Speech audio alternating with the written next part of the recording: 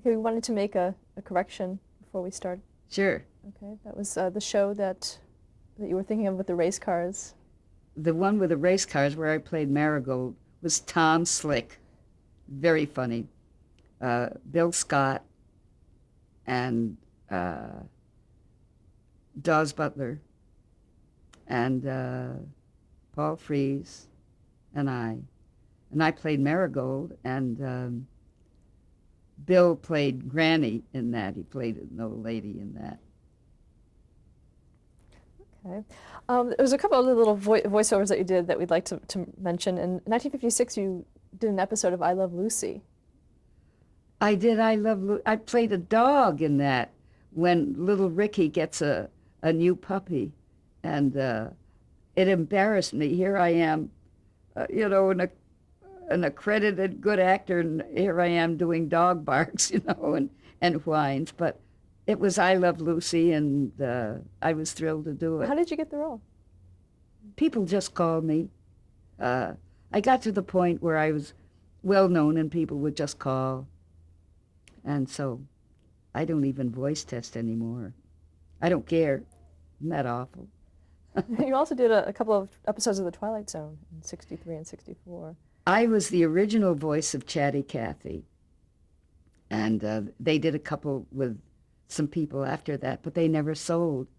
They Mattel liked the way I said, "I love you. Please change my dress." And so I got a call to do the Twilight Zone with a Chatty Cathy voice, Talkie Tina, who kills Telly Savalas. But she was evil. She was nice to the little girl, but she would always say, "My name is Talkie Tina, and I'm going to kill you." And in the end, when she does kill him, the wife picks up the doll, and the doll says, "My name is Talkie Tina, and you better be nice to me." Very threatening. But they've also put out a new Chatty Cathy doll for 1999 for Christmas and Thanksgiving. And you were the voice on that? The same voice. Now, back to The Twilight Zone. Did you work with Rod Serling at all on that? I did not work with Rod Serling, and I'm sorry I didn't. I was just in the sound booth, and the control room was just some person who was a line reader or something. And no, I felt so bad that I never met him. But a lot of stars started with Rod Serling, Robert Redford, and so many people had their first jobs. That was a wonderful. I felt so privileged working on that. What did you think of the script? I mean, it was so kind of edgy for that time. It's apparently a very favorite episode among a lot of people. And when I tell them that I'm Talkie Tina, were you really that bad? Yes, I was, but not personally. Another thing that you did was in 1960, you were in the pilot of The Flintstones. You had a role. Oh, that broke my heart. I did a pilot because I'd been working for Bill Hanna and Joe Barbera when they were out at MGM. And they said we're doing it was called the Flagstones at that time. And they said, you're going to be the character. And so it was Dawes Butler and I who did the pilot. And then my agent called and said, they're not going to use you, and they're auditioning other people. And I said, gee, why don't they at least, because when I went in there, Joe Barbera says, oh, just be natural, just do any voice. And I thought I did a good job, and they wouldn't let me audition anymore. And so a few months later, Joe called my agent and said, we feel very bad about June. We'd like to hire her for something else. And I said, you tell him to take a long walk off a short pier. And I didn't work for Bill and Joe for a long time until I did, I did A Man Called Flintstone until I did the Smurfs. And gosh, that went on for about 8 years. Now, what voices did you do in the pilot for the Flintstones? I don't know whether it was the lead gal or what? It was only about a minute, I think, something, or 2 minutes. It was the lead in the show. But I don't know. I saw it about last year sometime, and I thought, gee, I did a good job. Why did they not want me? But apparently they did. How was the show explained to you? I beg your pardon? How was the show explained to you before you went in to read for it? Not just a married couple who lived prehistorically. That was all, but the same approach that any married couple would take. Let's talk a few of your other roles. You were Cindy Lou Who. I was Cindy Lou Who in The Grinch Who Stole Christmas. That was for Chuck, because I did everything with Chuck, you know. And I had done Horton Hears a Who with Jane Kangaroo. And I had done The Cricket in Times Square and The Phantom Toll Booth and Rikki Tikki Tavi, The Jungle Book, The White Seal, Raggedy Ann and Andy. And so I was the one that Chuck always called to do any kind of a part. And it didn't have much. She doesn't have much dialogue, but she's a very sentimental part of the film. And everybody remembers Cindy Lou Who. Did you think it would become the classic that it's become? No, but it has become a classic. And it's played on television every year at Christmas time. I never get residuals, but I don't care. And I don't think I got screen credit on that either. But everybody knows that I was Cindy Lou Who.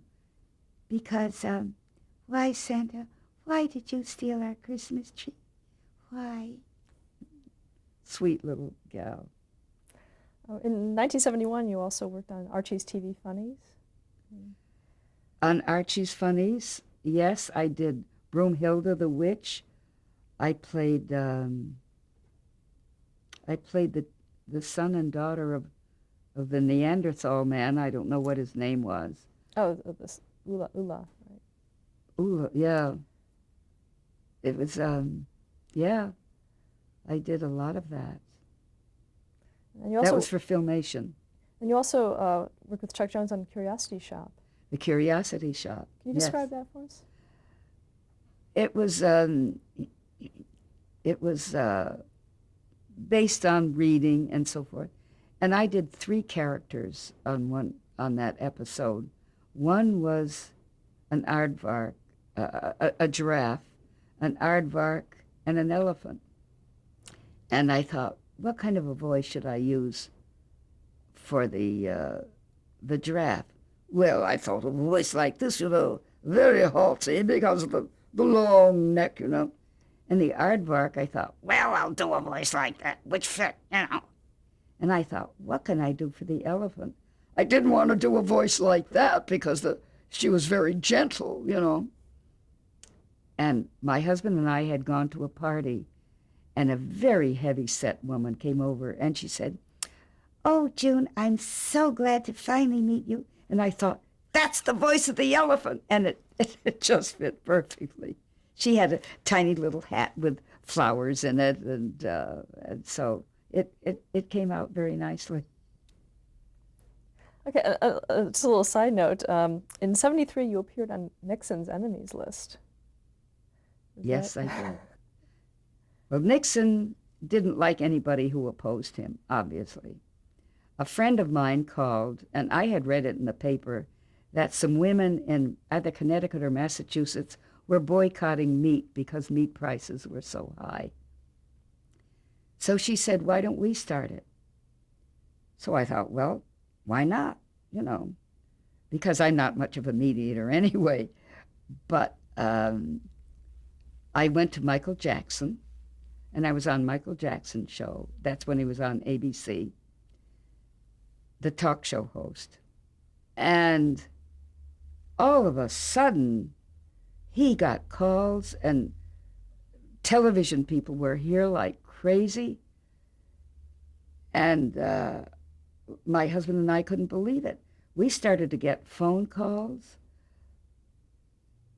from midnight to about 4 in the morning. We got some sleep. But then the people back east would start calling at their time at 7 o'clock in the morning, 8 o'clock in the morning. And one morning, Charles, he's on every morning on Sunday, Charles Osgood called. And he said, Miss Foray, did you know that Richard Nixon has put a ceiling on meat? And I said, no, I didn't. It was 5 o'clock in the morning here. And he said, well, he did. Will you still boycott? And here this was just a few days before the boycott, which was April 1st of 73. And I said, well, we're still going to boycott. And that's when all hell broke loose. I was called to Washington, D.C., excuse me, to testify before the Joint Economic Committee, which I did. Hubert Humphrey was there, famous congressmen and senators. And then I was on a conference. Ralph Nader was there. Betty Furness was the chairman of it. She's long since gone. And so we conducted a thing at the I guess it was the halls of Congress. Thousands of people showed up. We got fan letters and calls from everybody in the country. People started, it was Fight Inflation Together, and people started forming their own groups down south, in the north, northeast, here, Middle West, every place. And Nixon was furious. When I was at the Capitol, Texas people came with, and they had their cows and their cattle in front of the Congress where I was holding forth. And after a while, I heard that Nixon put me on his mud list, and I was audited for 10 years. 10 whole years. I was finally going to sue the IRS because my mother had doctor bills, and she was ill at the time. And I paid for her doctor bills. And they said, does she live with you? And I said, no, she's living in a retirement place. And they said, well, she didn't, you can't take that off. And I fly first class. They wouldn't allow me. They said, you could have flown economy. And they made me pay the difference between economy and first class. I mean, little niggling things for 10 years. He's over, darling. I pay a lot of money, but I pay it. Did it affect your career at all? No. Well, I think I did some commercials for one of the hamburger places, and I didn't work for them again, but that didn't make any difference to me. In the 80s, you worked on the Heathcliff and Dingbat show. Yes. I played, I'd forgotten who played Heathcliff, but yes, I was on that. And also, well, I did the Smurfs. I think that that's next. That started in the 80s. Yeah, talk about that. How did you get cast for that? Well, I had met Gordon Hunt. He's Helen Hunt's father. He had been a director for one of the theater groups. And my husband had already died at that time. And we were just very good friends, going out with Harry Love. And I would meet Harry at Hanna-Barbera, and Harry said, I was in his office, he said, Gordon Hunt wants to meet you very badly. So Gordon Hunt said, gee, I'm so proud of meeting you with all the things you've done. Excuse me. So he said, would you audition for me? We're doing a show called The Smurfs. And I said, sure, of course I will. I wanted to make amends. And so we got to the studio, and they had several sheets of paper, one with Smurfette and all of the other little men. So I just read for Smurfette, which I didn't get. And Gordon said, well, why don't you audition for some of the others? And I said, yeah, but they're men. And he said, well, just use a funny little voice. They're only 3 apples high, and they're blue, so who knows what they sound like. So I looked at Jokey, and I saw he laughed, and they had H-Y-U-K, yuck. So I thought, yuck, yuck, yuck. That's the voice. So I thought, yuck, yuck. Well, I'll do it this way, yuck, yuck. And Gerard Baldwin, who was an animator, who was one of the co-producers there, said, came to me later and he said, oh, by the way, you got the Jokey Smurf part. And it just absolutely amazed me. So we went on, I think, 7 or 8 years. So it was very nice. And then I always did love Bill and Joe, and it wasn't their fault that the network didn't want me to audition. So we were always good friends. Now, what were those recording sessions like? The Smurfs was always recorded at the studio, Hanna-Barbera, on Cahuenga in Hollywood. Was that done with everyone together, or was it separately? It was an ensemble group, yeah. We all worked together. You have to in television, there's no let-up as far as the dialogue is concerned, and we're all talking to each other. It would be an impossible editorial or editing job to do it singly, so we had to do it that way. In 1985, you started on Disney's Adventures of the Gummy Bears. Yes, the Gummy Bears, they had me audition for that, and one of the directors said, the voice that we really want is this voice, the loudmouth, except he said we don't want her, to be mean. So I made Grammy Gummy this way and made her very sweet and very nice as long as they stayed out of my kitchen, So that's how I did that. Also, 1990, you were a guest voice on The Simpsons. I only did one Simpsons. I was the babysitter in that. I only did one. And then also in 90, you did Tiny Toon Adventures? The what? The Tiny Toon Adventures. Oh, Tiny Toons, yes. In Tiny Toons, I always did the characters that I had done in the Warner Brothers, Granny and Witch Hazel and so forth. I also did another thing for Hanna-Barbera. Disney. DuckTales. Ellen Young was the lead in that. And so I was in that all the time. And you're also in Dennis the Menace. Yes, I played the neighbor's wife in that. And that was fun. It didn't last too long. I don't know whether it was 13 weeks or 26 weeks, but it was fun doing that. What are your current projects? My new projects? There are many. Of course, my 5 stories are out, Tall and Small Tales.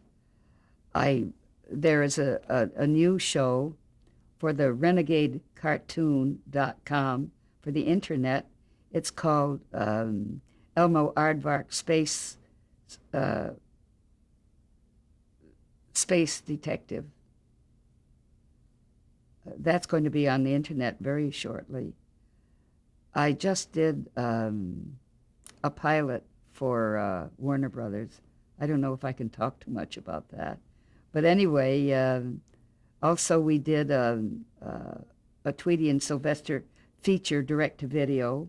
And I understand we're going to do uh, uh, I think a cassette or a CD about Tweety, and of course Granny will be in it. Um, my agent just called. We were interrupted by the phone. I'm sorry about that. I have some more dialogue for Rocky, for the Rocky and Bullwinkle feature that's coming out on June 30th. And so I've got that ahead. I have a lot of things ahead that some I can't talk about because I don't want to spoil it by saying what it is. But I'm working all the time, which is very nice. In the course of this interview, we skipped a lot of the things that you've worked on. Oh, have other we? Things. Oh, yeah. And I've done so much, I can't remember them all. is there anything that you'd like to talk about that we didn't bring up that is special to you? I've done so much, I can't think of it unless I have everything in front of me, but I did a very cute CD-ROM. Oh, I did a CD-ROM 2 weeks ago as Granny. That's coming out soon for the kids to play with. But I'm Mama Briccolini in the Lego. I did a CD-ROM for them. I guess it's playing now. She has a pizza parlor, nice lady, nice Italian lady. And that's out now. Gosh, there are so many things I've done, and unless I really look through my appointment book, I can't remember every. Oh, Garfield. I've done a lot of Garfields. What else? You probably know more than I do about it. Do you have any favorites? One thing that really sticks out of your mind? I don't really have I love the Bullwinkle Show because it's so mordantly witty, and I'm still doing Rocky all the time. But people seem to like the Bullwinkle Show, Rocky and Natasha, and it's a classic by this time. But I love everything I do, with all of the parts that I do, because there's a little bit of me in all of them. As I have said, we all have anger and jealousy and love and hope and everything in our natures, and so you try to communicate that vocally with just sketches that you see on the screen and make it come alive and make it human. And that's what I enjoy doing. So I love all the parts that I do. How has animation changed since you started in the business? Animation has changed. I think a lot of it, I'm not a judge, but a lot of it has become a lot more crude. I think we're living in a Beavis and Butthead society at the present time. Maybe it's for adults, but being an older person, I'm used to more sensitivity or more clean humor, and but things are different now. So they've changed. Things have changed, but I love animation, and I'm for the preservation and the promoting of it, and being on the board of governors of the Motion Picture Academy. I've been on since 1977, except for taking a year off every 9 years where I've had to. And I'm fighting for the retention of animated shorts, which we've fought off 3 or 4 times. They say, well, they're not being shown in theaters, but shorts are being shown in special theaters all over the world, and we've had more animated shorts this year for judging for the Oscars than we've ever had. And so, and from all over the world, I think people all over the world love animation shorts. And they have special theaters. They're being shown everywhere, shown in festivals. I've gone to festivals in France and England and Zagreb. It used to be Yugoslavia. It's now Croatia. And in Japan and Hiroshima.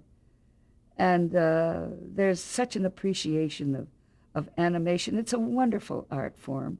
You can take a Rembrandt and make it move, which maybe they can now with visual effects, but that's animation really by computer. But I hate to see the hand-drawn animation go, because it had cells, and look at how valuable these cells are, and now they're being the features and so forth are being done by digital computers, and so they make up cells, but the cells that were hand-drawn are wonderful. We're losing a part of history that way. So that's where the changes are. What is the most important thing that you could tell a voice actor starting out? The most important thing I can tell a voice actor is be sure you have talent. Because if you don't, if you get one job and you don't work anymore, it's going to break your heart. Go to a school not run by agents who can represent you, or casting directors. Go to somebody who's been in the industry for a long time and knows what he or she is doing. And they give you the tips on how to make a demo tape. I know I taught at SC for 7 semesters, and I've taught other places.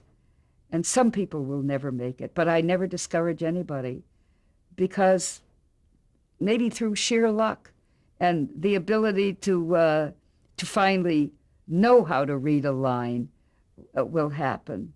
And that's very important. But people who have no talent to begin with, I'm afraid, no matter how much they want to be active, they're not going to make it. It's a heartbreaker if you don't. But make sure you have talent. That's the first thing, most important. One last question, and that is, how would you like to be remembered? I never really thought about how to be remembered, but I think I would like to be remembered as a compassionate person who cared about people, animals, the environment, and respect for people and animals and the environment. Well, thank you so much for sharing your story with us. That's nice of you to invite me, and I thank you very much. Oh, you've brought a lot of memories back to me that I'd forgotten about.